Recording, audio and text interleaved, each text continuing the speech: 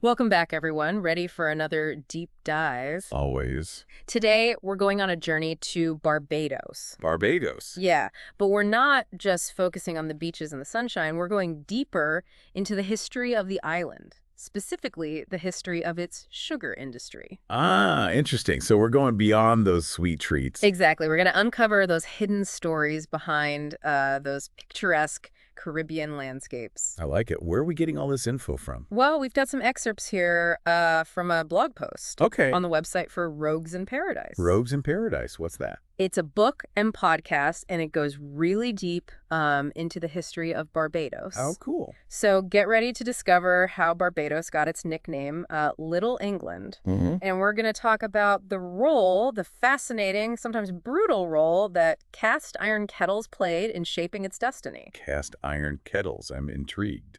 So let's unpack this complex history. Where did it all begin? Well, the blog tells us it all starts with the Dutch. The Dutch. Yeah.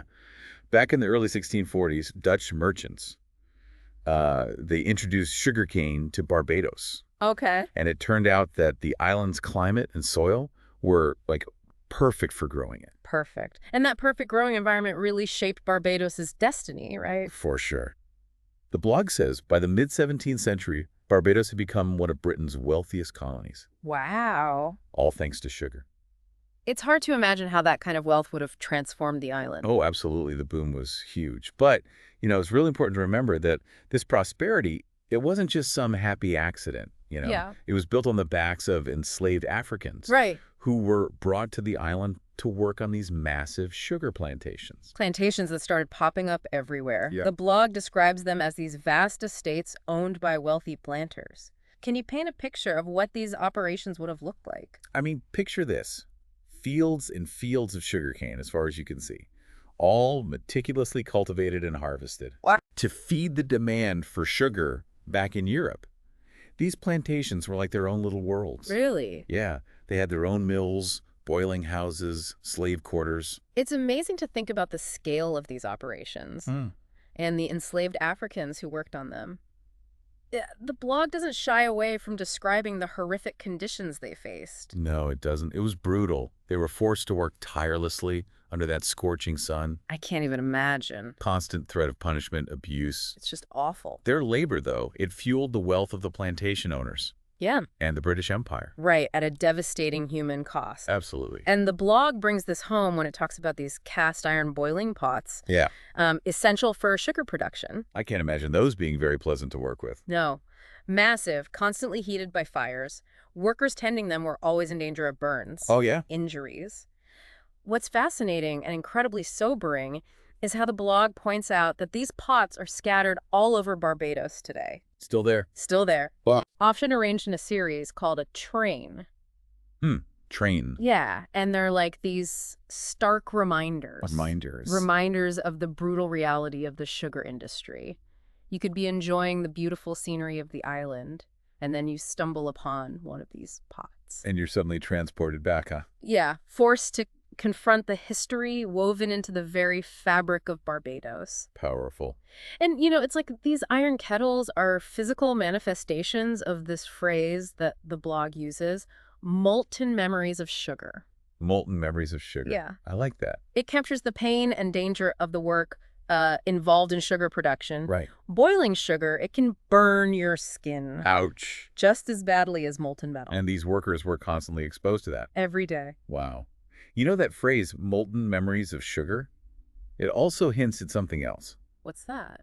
The lasting impact this industry has had on the collective memory of Barbados. Even though the sugar industry declined in the late 19th century? Right. But its legacy, the positive and the negative, they continue to shape the island's identity, even today. The blog, it calls for us to remember that history, Yeah. to think critically about the human cost of the sugar we consume. Absolutely. And it talks about the resilience and ingenuity of the enslaved Africans and how they preserve their cultural traditions, their skills, which continue to influence Barbados today. It's an important point the blog raises. Yeah. How often we forget about the skills and knowledge that enslaved Africans brought to the island. Right. Their contributions were essential to Barbados's sugar economy. but their stories are so often marginalized. Or completely erased. It's as if in trying to forget the horrors of slavery, we also forget the strength and ingenuity of the people who endured it. And there's more to this story. There's always more. We need to delve deeper into how these molten memories of sugar shaped the island's legacy. Well, let's do it. Let's dive back in. Those molten memories really make you think, don't they? They do. It's a powerful image. The blog really challenges us to think differently about the things we surround ourselves with. Yeah. You know, like those souvenirs we buy on vacation. Oh, yeah. Have you ever stopped to think about the history behind those things? You know, the hands that made them?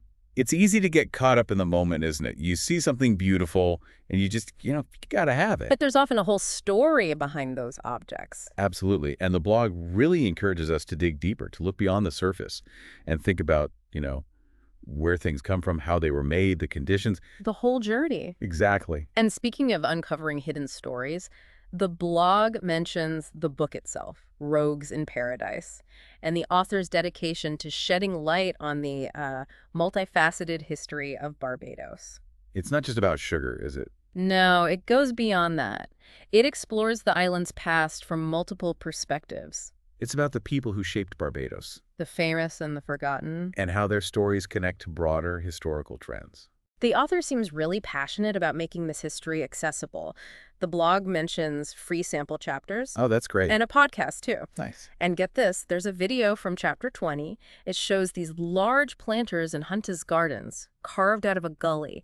They're actually styled after those cast iron sugar kettles. Wow, that's a powerful visual. A reminder that even in a beautiful garden, the legacy of the sugar industry is present. Those planters, shaped like the kettles, they're like tangible links to the past. They make you think about the labor and suffering that went into creating the world we live in. And speaking of those kettles, the blog post mentions something truly horrifying. Slaves falling into the boiling sugar. Oh, gosh. A chilling reminder of the extreme dangers they faced every day.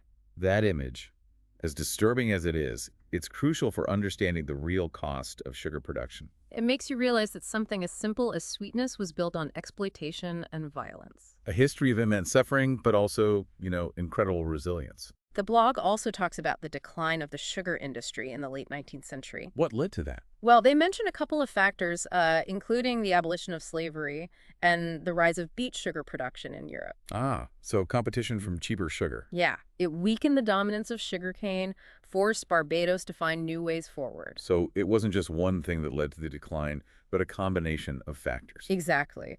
But what I find hopeful is how the blog highlights that modern Barbados is actively working to preserve historical sites, to educate people about this complex past. Museums, cultural tours, they offer valuable insights into the lives of the enslaved people. These efforts are so important, to understand the island's journey. Absolutely. By acknowledging this history, both the triumphs and the tragedies, Barbados can build a future that honors everyone. Exactly. And speaking of honoring contributions, the blog really emphasizes the need to recognize the role of enslaved Africans. Right, their vital role in shaping Barbados's economy and culture. It's so easy to overlook their skills and knowledge. But they were instrumental in the island's success. These were skilled artisans, farmers, innovators. Their knowledge of agriculture, their craftsmanship, their cultural practices, it all contributed to Barbados's heritage. It's a reminder to look beyond the simple narratives, to recognize the diverse contributions of all people. And the blog also points out some of the darker aspects. It says that British slave traders refined cruelty to a level exceeding even their colonial rivals. Wow, that's a tough one to process. It forces us to confront the specific ways in which different colonial powers operated. Colonialism isn't just one story, is it? No, it's a complex web of individual stories and experiences. Shaped by power dynamics and choices. It's so important to delve into those stories, to understand the nuances of history. And that's what makes Rogues in Paradise so fascinating. The blog mentions how the book is full of these true life stories. It gives you a more complete picture. That's what makes history so compelling. It's not just dates and facts. It's a tapestry woven from the lives of individuals. By understanding those stories, we gain a deeper appreciation for how our world came to be. The blog describes Barbados's journey as this compelling narrative of triumph and tragedy. What makes this story so important for us today? Well, I think it offers valuable lessons for the present. How so? By understanding the complexities of the past, we can better navigate the challenges of our own time. So what does this all mean for us as listeners? I think it means, we have a responsibility A responsibility. to engage with history, to learn from it, Yeah, and then use that knowledge to build a more just and equitable world. absolutely. And it means understanding, how interconnected our world is, how things that happened centuries ago, they still resonate today. Yeah, we're all connected. And we also need to appreciate the resilience of those who came before us. The people who endured those hardships, but they held on to their cultures, their They're traditions. very spirits. It's inspiring. It reminds us that even in the face of, unimaginable adversity, the human spirit can still thrive. This deep dive into Barbados, it's really shown us how prosperity can come at a hidden human cost. Yeah, and by understanding that past, we can better appreciate the present. And maybe make more informed choices about the future. Exactly. And the blog emphasizes that, we can't just passively consume history. We're going to engage with it. So next time you're enjoying something sweet, take a moment to think about the hands that brought it to you. Think about the stories they can tell. And if you want to go deeper into this history, I highly encourage you to check out the resources mentioned in the blog post, especially those free sample chapters and the podcasts. It's a journey worth taking It'll challenge your perspectives. and leave you with a much deeper understanding of the world around you. Well, that's about all the time we have for today, but I want to thank you for joining us on this deep dive into the history of Barbados and its sugar industry. It's been fascinating. And until next time, keep exploring.